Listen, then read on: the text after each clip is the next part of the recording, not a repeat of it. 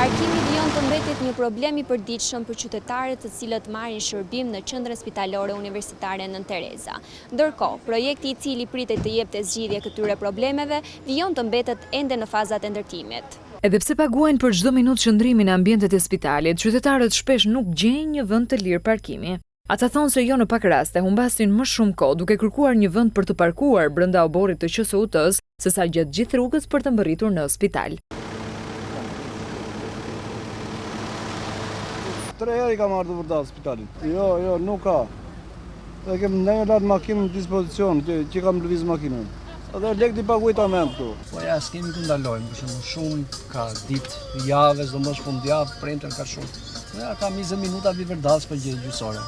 Unë do rri kështu me blokazh ndërsi kanë. Ndërkohë, parkingu i ri multifunksional i cili parashikohet të ketë rreth 1400 vende parkimi, platformë për uljen e helikopterëve të emergjencës, ashensor të përshtatur edhe për transportin e pacientëve me barel, si dhe akses të dedikuar për kategori të ndryshme përdoruesish, mbetet ende në fazën e ndërtimit.